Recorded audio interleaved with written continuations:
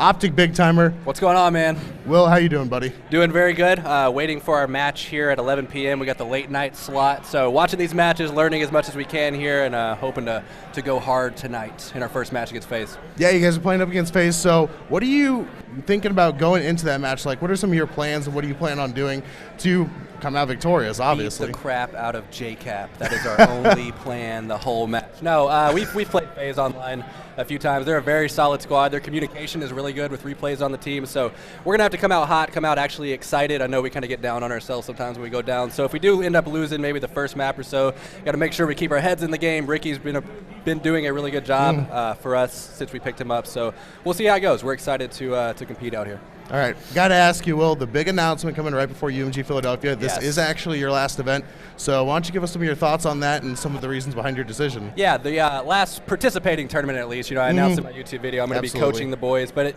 a lot of people are saying, you still got gas in the tank. Like, we see you play and you still do really good. It wasn't really as much of a thing as I don't think I can compete anymore, but it's kind of just a balance thing. I've been a sole competitor, and I said that in my YouTube video also for years and years and years, and it's kind of just came a time I started doing my YouTube channel and streaming, and I have a lot of fun, like playing other games and just doing things that I have a lot of fun with. And it was kind of a thing with competitive Call of Duty. If you do it, you have to do it 100%, especially when you're playing on a team like Optic in this organization, in this day and age.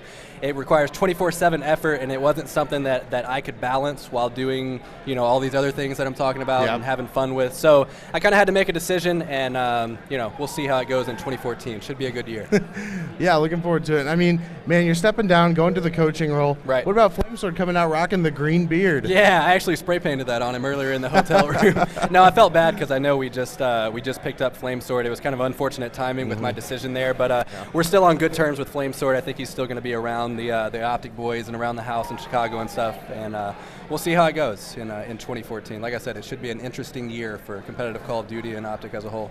Okay, so another question. Coming into this event, what have you and the rest of the Optic squad really been doing to really get prepared for the event? You obviously mentioned the new addition of Ricky. Right. Looks like it's working out very well with Ricky coming in, joining the team, and he's meshing very well, very quickly, might I add. Yep. But at the same time, so what are some of your things coming in here, like your main goals besides obviously to win? Well, in Columbus, we actually ended up winning, I think it was 20% of our Search and Destroy matches. I think we played 5 maps of Search and Destroy and ended up winning 1. So that was one of the reasons why we went after Ricky, because he's a really strong Search and Destroy player. And then whenever we came back from our Thanksgiving break, we literally just focused on Search and Destroy tournaments, on game battles, day in, day out. We had to hone that because we knew if we could just take 2 S&Ds and then maybe just accidentally take a domination or a blitz, we'd be doing really well. So we focused on our Search and Destroy, and it's gotten exponentially better. So look out for us to be focusing more on the Search and Destroy. If we can win those, I think we have a good shot at taking this tournament, to be honest. Our respawns are getting a lot better. We practiced for 4 or 5 days before we left for the holidays. We were playing alongside Complexity and Domination and Blitzes. We played Envious. We played this FaZe team that we're going to play tonight.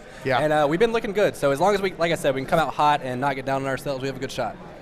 Okay, there we have it. So moving forward, after this, you're moving on to coaching. Yep. So we're looking at who Optic's potentially going to pick up as a 4th. Obviously, a ton of options on the table. Have you guys given any consideration into some potential options or into what you're exactly looking for? Yeah, not a lot, to be honest with you. I think it kind of hit the guys all of a sudden because it wasn't really a gradual thing that I decided to do. I kind of just told them one day, like, hey, man, I don't think I want to play anymore.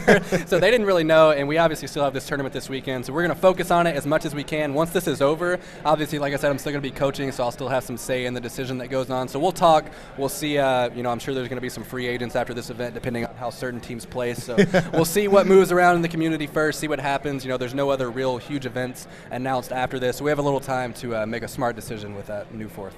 All right, guys, there you heard it from Optic BigTymer. We are going to cut to a quick commercial break. We'll be back, and it will be strictly business up again.